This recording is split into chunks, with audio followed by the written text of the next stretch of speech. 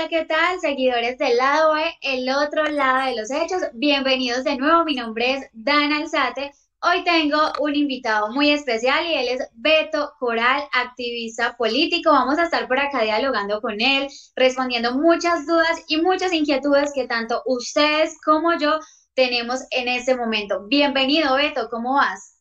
Gracias, Dana. Gracias por la invitación y gracias a todos ustedes por esta oportunidad. Bueno, es con mucho gusto. Gracias por aceptar nuestra invitación al lado de el otro lado de los hechos. Hablando de activismo político, ya que les comentaba a nuestros seguidores pues, que tú eres activista político, quiero saber desde hace cuánto iniciaste con esta labor que sabemos que de verdad conlleva a muchos riesgos en nuestro país, Colombia. Bueno, yo empecé precisamente en Colombia en el año 2006, 2007, y todo empezó por un fin personal, que fue tratar de esclarecer la muerte de mi papá. Mi papá fue uno de los oficiales que estuvo al frente del operativo en el que murió Pablo Escobar. 4 meses después lo asesinan en la ciudad de Medellín. Y bueno, bajo la pregunta de que debe rodear todo caso de justicia, que es siempre preguntarse el por qué y no el quién, porque el que se pregunta quién busca básicamente la venganza, pues bajo esa premisa empecé a tratar de investigar qué fue lo que pasó con mi papá. Luego evidencié que en este país, en Colombia, hay muchos casos de injusticia. Una vez estaba en la fiscalía y había una fila larguísima de personas tratando de ingresar para identificar unos restos óseos o para entregárselos, creo. Y, y yo estaba de último en la fila, pero yo iba a otra oficina, a otro asunto que no tenía nada que ver con eso. Y en ese día pues yo comprendí que para poder solucionar mi problema tengo que primero pensar en dar una solución general al problema estructural de la violencia en Colombia. Y ese día decidí entonces trabajar mejor por una solución integral y general. Empecé marchando para pedirle al gobierno de Álvaro Uribe Vélez un acuerdo humanitario para que los secuestrados pudiesen regresar a sus hogares. También marché en contra del secuestro de las FARC. Marché por la reforma a la justicia de Juan Manuel Santos, la reforma política, perdón, del año 2012 de Juan Manuel Santos, la reforma a la educación, la famosa la ley 30 del año 2011. Marché con los estudiantes de la universidad pública, a pesar de que yo estudié en una universidad privada. Y bueno, a partir de ahí empezó todo, pero no, nadie me conocía, todo lo hacía yo, mi activismo allá. Y luego ya en el año 2014, cuando recibo amenazas de muerte, producto de la misma investigación de la muerte de mi padre, pues decido salir del país por mi seguridad.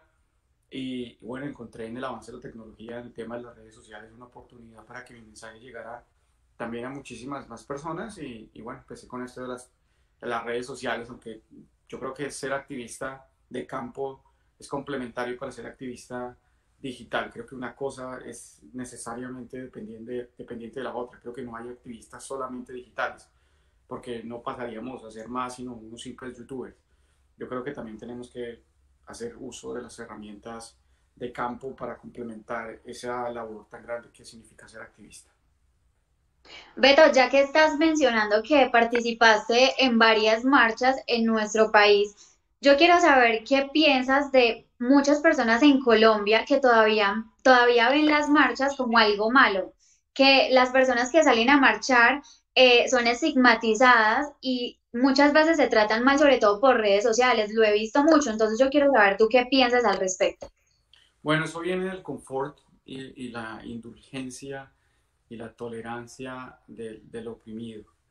Estigmatizar a quien protesta por sus derechos, pues es lo más irracional, ilógico y tonto del mundo. Razón de que quienes cambiaron al mundo, quienes lo democratizaron, pues lo hicieron a través de la protesta, a través de la revolución, a través de las vías de hecho, desafortunadamente. Digo desafortunadamente porque no hubo otra manera de cambiar el mundo, sino a través de la revolución.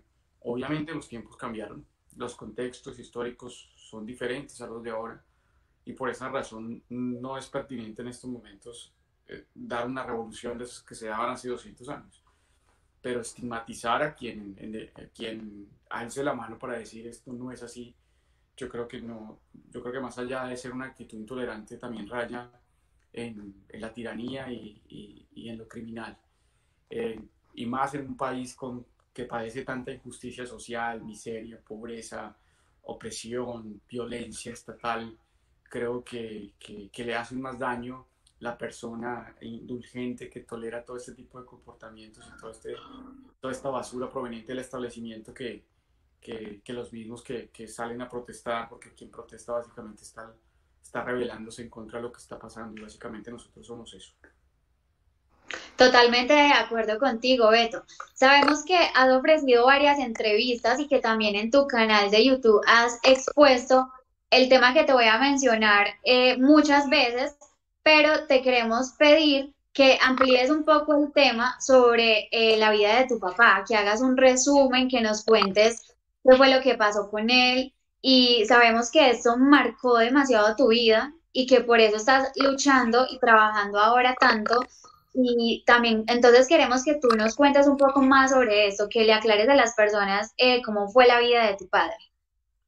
Ok, mi padre fue un oficial de la policía que dio su vida digamos, por el servicio de su institución. Yo no digo que dio la vida por el país y por la patria, porque eso es un principio, una premisa falsa de los héroes que realmente no existen, y si existen, pues desgraciado el país que los tenga, como lo dice Bertolt Brecht.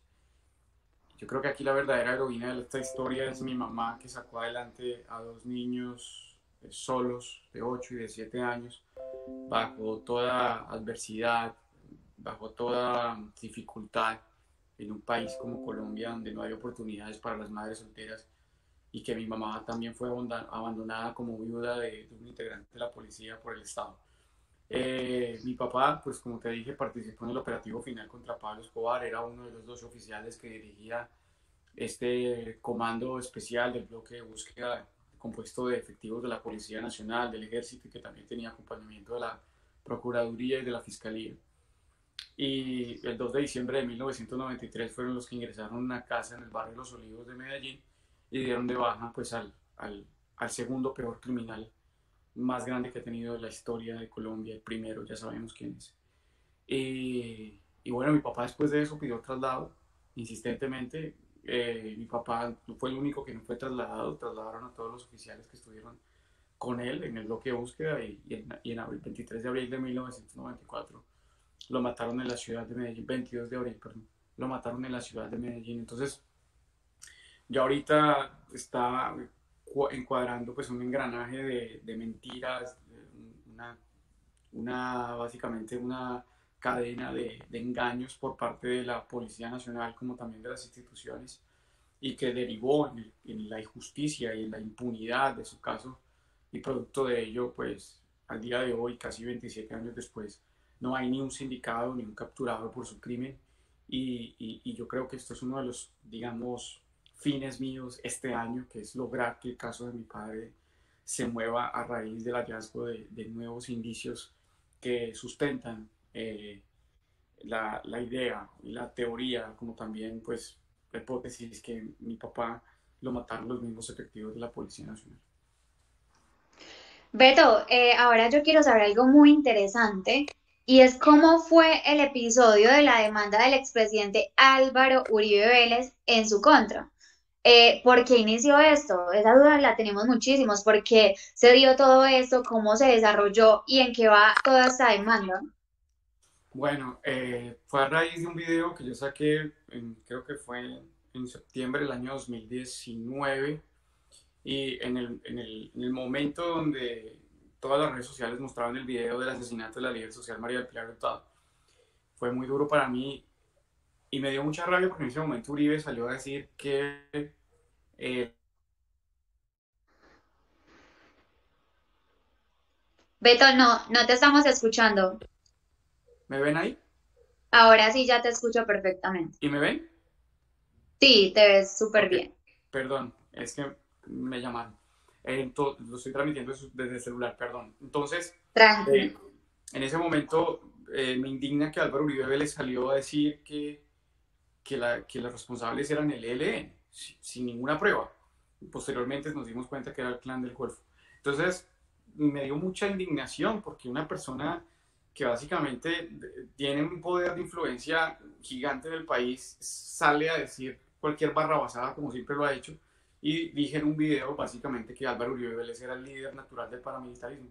La sorpresa es que 15 días después en los micrófonos de la W Radio me estaban llamando para notificarme con un abogado de Uribe aquí en Miami que iba a ser notificado de una demanda a la cual pues él pretendía pedirme una indemnización y bueno, después de eso enviaron una notificación, me persiguieron, yo me tuve que cambiar de casa porque evidentemente era una persecución, me encontraron y con sujetos armados, supuestos agentes de la corte me entregaron una notificación, luego me mandaron un interrogatorio donde me pedían datos hasta de mi exnovia no tenía nada que ver con esto, direcciones en Colombia, yo contesté el interrogatorio que todas esas preguntas eran impertinentes y el proceso pues siguió avanzando y luego pues hace un mes y poquito radiqué una solicitud de interrogatorio de parte dentro de mi derecho a la defensa, que es solicitar un contrainterrogatorio en el cual formulé unas 30 preguntas que resumen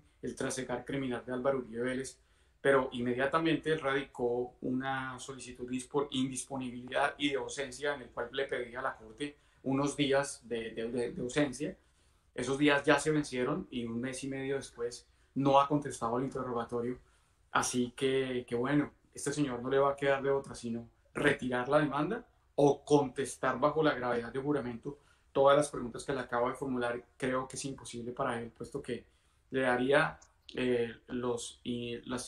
digamos, los indicios al juez de que Beto Corral tiene todos los pergaminos, tiene toda la argumentación para poder decir a este señor que es el líder natural del paramilitarismo.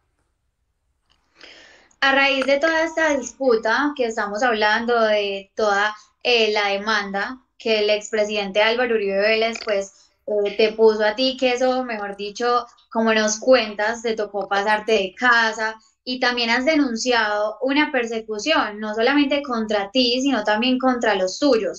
Yo quiero saber cómo has sobrellevado todo este tipo de ataques, porque no debe ser nada fácil. Sí, realmente mi mamá también se ha movido mucho en Colombia. Ella originalmente no vive en la ciudad que aparece oficialmente de ella. Nosotros nos tuvimos que mover. Todavía el gobierno americano no me permite la entrada de mi familia aquí a Estados Unidos, entonces por esa razón toca esperar más para poderlo sacar del país. Y yo creo que eso ha sido lo más duro, el sufrimiento de mi mamá. Han sido muchas amenazas que me han proferido para ellos también, porque de todas maneras pues no ha sido un secreto que ellos viven en Colombia. Pero eso ha sido lo más duro. De pronto lo otro, no, mira que como te conté, Dana, a mí me quitaron todo, me quitaron hasta el miedo. Entonces yo a esta gente la veo tan chiquita, la veo tan pusilánime, pero esa gente chiquita crea problemas muy grandes para el país. Entonces no es que sean grandes, no, ellos son pequeños, son pusilánimes, son gente nimia que realmente va a ser fácil sacarlos del poder. Lo difícil va a ser reconstruir Colombia.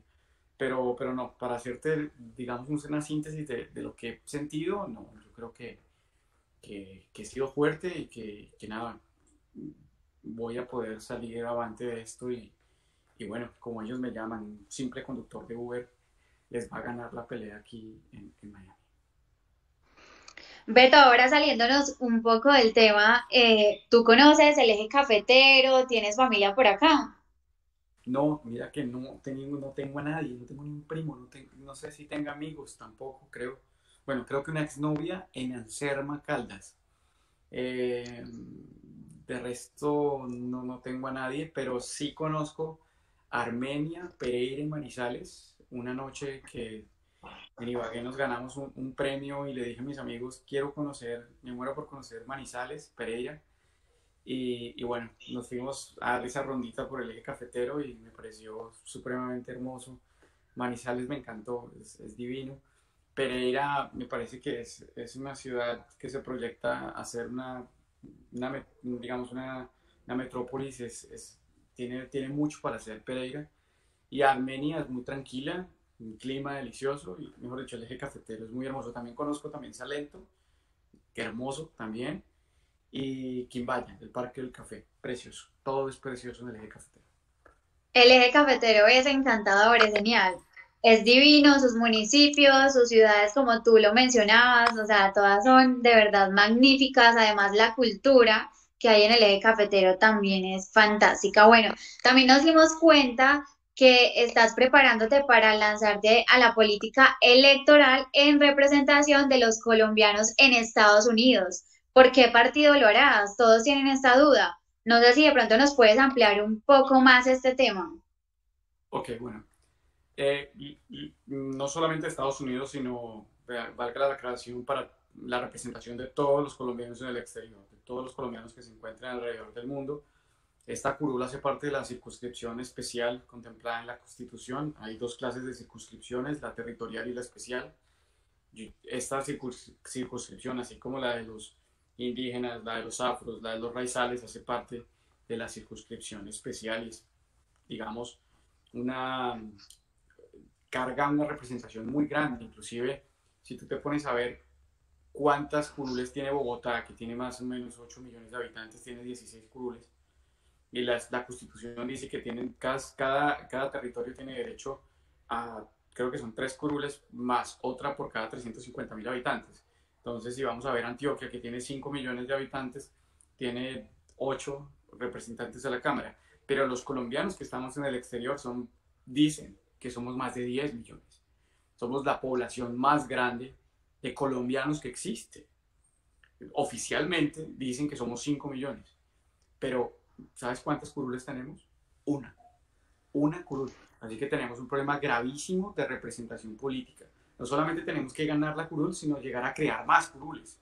Y no quitándole un derecho a una circunscripción como lo hicieron, porque nosotros antes teníamos dos, pero en la ley de equilibrio de poderes en el año 2015, el presidente Juan Manuel Santos nos quitó una y se la entregó a los raizales de San Andrés, pero esa curul ni siquiera se ha reglamentado.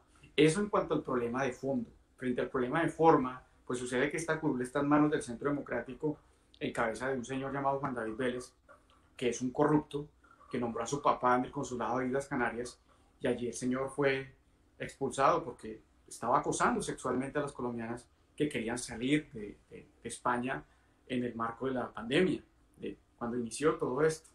Se metió en las elecciones de los Estados Unidos, hizo negocios con el tema de los vuelos humanitarios.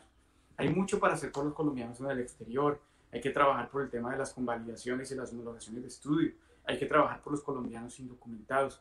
Hay que trabajar también por la seguridad social de muchos colombianos en el exterior que tienen derecho a salud, tienen derecho a vivienda, tienen derecho a pensión, tienen derecho como cualquier colombiano que se encuentre en Colombia. También hay que crear los mecanismos para que muchos colombianos creen empresa en Colombia desde el exterior a través de las remesas que no solamente se queden en el consumo, sino también en la creación de empresas. Entonces, muchas cosas para hacer, pero ser representante de la Cámara también tiene otra función que es el tema estructural de los cambios sociales y generales y estructurales que necesita el país. Entonces, de la mano con los otros compañeros del Congreso de la República, vamos a trabajar por implementar los cambios que Colombia necesita. Cambios que naturalmente serán constitucionales en razón de transformar a una verdadera Colombia, que eso es lo que nosotros queremos. ¿Por qué Es partido? demasiado Se me olvidó. ¿Por qué partido? tranquilo. Ya solicité el aval al partido Maíz, ya me lo dio, ya tengo aval para los que me andan comparando con cierto personaje por ahí. Entonces, pero no es suficiente. Tener el aval del partido no es suficiente porque nosotros estamos dentro del pacto histórico y el pacto histórico lo componen 3 partidos con personalidad jurídica, que es el Maíz, el Polo y la Colombia Humana UP. Entonces ya después ellos van a armar unas listas, una lista única en la cual pues yo tengo que participar, tengo que someterme a unos mecanismos, a unas reglas que estipule el pacto histórico y obviamente comprometerme a que si yo no soy el candidato, comprometerme a apoyar a quien quede. Es demasiado importante lo que tú mencionas, porque, o sea, así como nos cuentas, son muchísimos colombianos que están en el extranjero y lo merecen, es que debería ser un derecho para todos los que están fuera del país. Bueno, Beto, yo quiero también que nos cuentes si tú crees que en el año 2022 el uribismo saldrá del poder. Yo estoy plenamente convencido y ojalá cuando ganemos las elecciones pongan este video. Yo no estoy convencido que yo pueda ganar, eso no. Yo estoy convencido que vamos a sacar al uribismo del poder, que vamos a dar un golpe en las elecciones legislativas y otro golpe, pero un golpe constitucional, un golpe al corazón del uribismo. Vamos Gustavo Petro va a ganar las elecciones en el 2022 y pragmáticamente, realmente no existe ningún candidato, y eso lo dice Daniel Coronel, eso lo dice Daniel Samper, gente que tiene muchas diferencias con Gustavo Petro. Lo dijo el propio abogado Bejarano, que también ha sido crítico de Gustavo Petro. No hay ningún candidato que tenga el país en la cabeza y que ofrezca un cambio estructural, un vuelco a todo lo que realmente estamos viviendo. No existe, no hay otro como Gustavo Petro.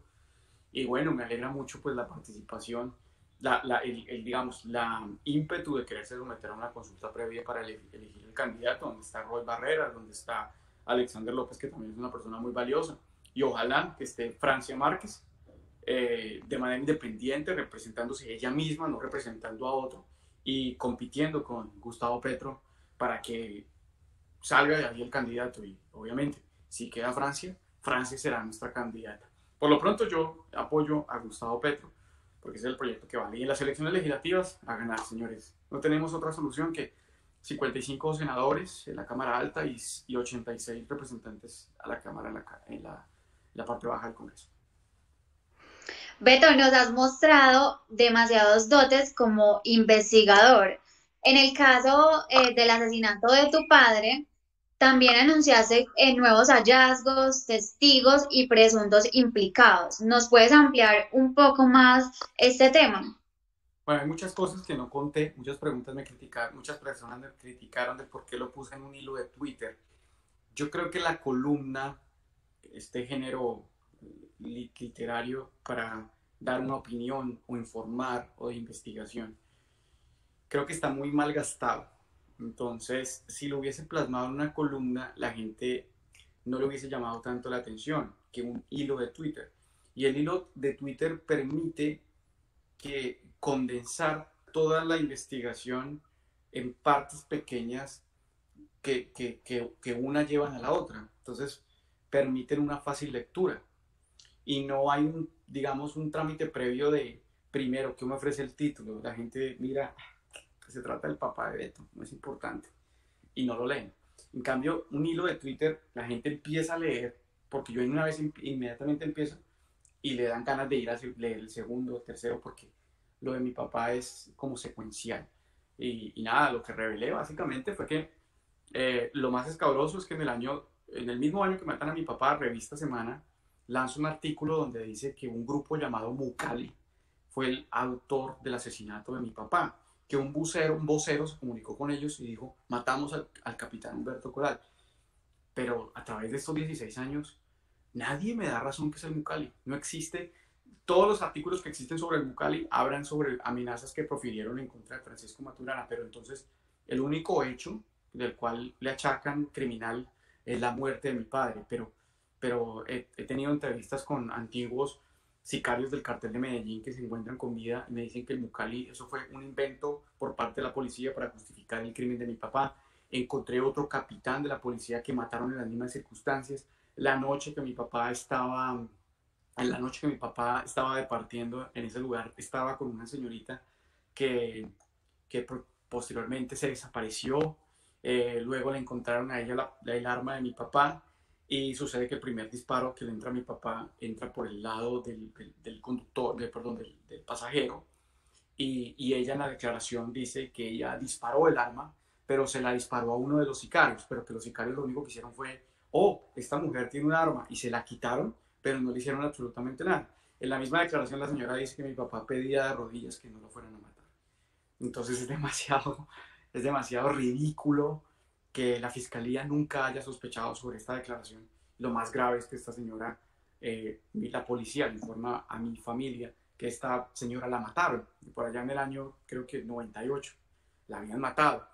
Y bueno, yo en el año 2012 descubro que esta señora está viva aquí en los Estados Unidos bajo la protección de asilo político y yo creo que ahí se puede desprender mucho más información que todavía no puedo contar, que involucran también a generales de la República, a importantes oficiales y políticos que hoy todavía están vigentes, no solamente ellos, sino también a través de sus hijos. Ya hablaste un poco sobre Gustavo Petro, pero cuéntanos qué opinas sobre él. Gustavo Petro me parece el político más inteligente e ingenioso que existe hoy en Colombia. Le cabe el país en la cabeza. Creo que cada vez que habla de un problema social, creo que primero te lo da a entender, te lo desbarata, te lo digamos, te genera un esquema mental para, como te da como el contexto del por qué también se origina ese problema. Luego te da ejemplos de implementación a la problemática, a la presunta solución de la problemática. Te da, mejor dicho, una clase de historia magistral para decirte por qué fue que se originó ese problema. Y yo creo que ahí está la solución del problema, está en sus orígenes, es tratar de corregir cómo se creó el problema para, digamos, para que este país avance. Y eso es lo que hace Gustavo Petro en cada intervención que hace. Yo creo que lo más importante es que todas esas ideas que él tiene se logren llevar, se logren materializar. Y yo creo que la única manera de poderlo hacer es ganar las elecciones legislativas y ganar la presidencia de la República, porque créanme, señores, que no vamos a hacer nada eligiendo a Gustavo Petro presidente, pero 3 meses antes dejando el Congreso como está. Creo que no existiría nada más, digamos, nefasto para Colombia, puesto que pues, nada de los proyectos que quiere implementar Gustavo Petro se podrían llevar a cabo sin el apoyo del legislativo. Totalmente de acuerdo. Es muy triste, las personas no ven la magnitud de las personas que elegimos para que estén en el Congreso. O sea, las personas muchas veces ni le ponen cuidado a eso, o sea, como que les da igual y lastimosamente nuestra cultura nos va enseñando así, o sea, como que no nos da igual todo, no nos preocupamos por eso, pero realmente el Congreso es sumamente importante para nuestro país, como lo acabas de mencionar. Ahora cuéntanos qué piensas sobre Sergio Fajardo. Sergio Fajardo es el pusilánime de la política colombiana. Es una persona que no sé ni siquiera cómo llegó a donde está en estos momentos. Es como un elefante colgado en un poste de luz. No entiendo, no entiendo qué hace una persona tan poco sagaz, tan, que con tan poco bagaje para ser lo que supuestamente es. No hizo nada, no ha hecho absolutamente nada por el país. Eh, es inexplicable, realmente es como te dije, como ver un elefante en un poste, como preguntarse, ¿y este tipo por qué está aquí?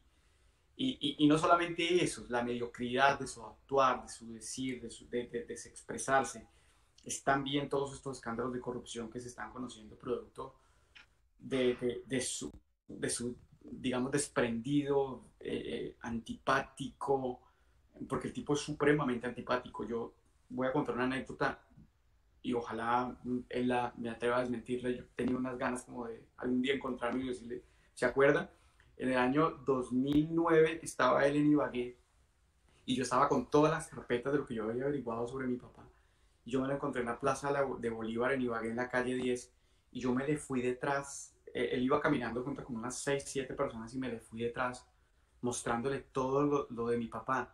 Y el tipo me miró así de arriba abajo y mire, no tengo tiempo. Y entonces una de esos, uno de los escoltas que estaba con él, me tiró la mano y bueno, se fue. Y yo en ese momento supuestamente estaba hablando con el tipo más humilde, con el tipo más sencillo, con el profesor, el que escucha.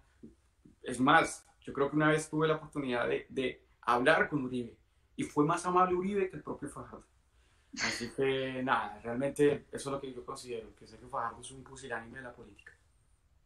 Es increíble, Beto, porque pues yo he tenido la oportunidad de verlo en televisión, en redes sociales, cuando él habla y se muestra como una persona muy humilde, muy sencilla, que de verdad uno creería que uno va caminando y se le acerca y él le va a responder, le va a resolver muchísimas dudas. Me deja sorprendida pues con esa anécdota que Es nos más, cuenta. es más humilde Vargas Lleras, que Vargas Lleras tenía la costumbre de fumar y tirarte el humo en la cara. Entonces uno decía, bueno, Vargas Lleras por lo menos te tiró el humo en la cara. Pero este tipo, no, es un tipo déspota, es un tipo arrogante, mediocre, pusilánime, lo que tú quieras decir. Increíble. Ahora cuéntanos qué opinas sobre Álvaro Uribe Vélez. Es el delincuente, peor delincuente, el criminal. Creo que al principio de esta entrevista te hablaba de que Pablo Escobar era el segundo criminal más sanguinario de la historia de Colombia. Creo que ni Pablo Escobar dejó 6.402 víctimas, producto de una política de Estado, la cual pues regía y presidía el señor Álvaro Uribe Vélez. Y nada, es eso lo que tengo que decir. El líder natural del paramilitarismo, la antítesis de la solución negociada, la paz, la muerte como solución a todos los problemas del país, eso es lo que es Álvaro Uribe Vélez. Beto, ahora yo quiero que compartas tus redes sociales. Yo veo que compartes mucho contenido. Por ahí te sigo en Instagram y yo veo que constantemente posteas muchas cosas interesantes. Entonces yo quiero que invites a todas las personas que nos siguen en el lado B para que vayan, te sigan en Instagram, Twitter y si de pronto tienes una fanpage en Facebook. Dana, gracias. Mi Instagram yo comparto lo que sea. Yo veo un perrito en la calle y lo comparto. Yo creo que el Instagram no es tan político. El Instagram es una red social muy bonita porque, porque a mí me agrada que todo el mundo muestre lo mejor de sí. Y eso es Instagram. Todo el mundo es millonario, todo el mundo es bonito, todo el mundo pasea. Nadie se mete a insultar al otro. Y quien se mete a insultar al otro es porque es muy ridículo, muy tonto, que hace en mi perfil. En cambio, Twitter no, porque Twitter es como palabras y Twitter todo el mundo se puede meter y todo el mundo interviene, todo el mundo retuitea, pero Instagram es mi red social favorita realmente. Entonces, por eso yo comparto de todo. Yo cuando hago deporte, cuando voy en el carro, me encanta escuchar música. Entonces, básicamente por eso es que me encanta esta red social. Es arroba Beto Coral G en Twitter. También comparto pues política, ¿no? Es mezclado, Claro. cosas y política. Y mi Twitter, arroba Beto Coral G, ahí se encuentran el Beto deliberante, el Beto valiente, que realmente considero que sí lo soy. Y bueno, en Facebook estoy como también como arroba Beto Coral G o Beto Coral Activista. También compártenos tu YouTube. Yo veo que también posteas contenido por ahí, por esa red social. Ah, sí, bueno, el YouTube es lo más importante para mí porque es donde yo subo principalmente mis video reacciones. Tengo un canal que se llama Beto Coral, pero mis programas se llaman Beto Reacción. Y bueno, se llama Beto Reacción porque realmente reaccionamos frente a una realidad política, damos nuestra opinión bajo un punto de vista riguroso.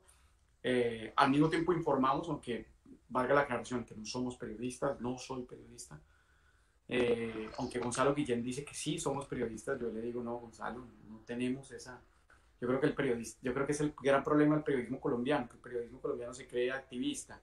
Realmente los activistas no debemos creernos periodistas. Y eso es lo que es Vicky Dávila, una activista disfrazada de periodista. En cambio, yo soy un activista que se cree activista y niega que es periodista. Y nunca, el día que yo admita que soy periodista, ese día estaré engañando a la gente. Así que nada, muchachos, ese es mi canal, arroba, estoy como Beto Coral también. Beto, muchas gracias por esta gran entrevista. Yo sé que a todas las personas del lado B les va a encantar. Mil gracias por haber estado con nosotros. De verdad que muy agradecida contigo por aceptar esta invitación a nuestro canal y bienvenido por acá cuando tú quieras.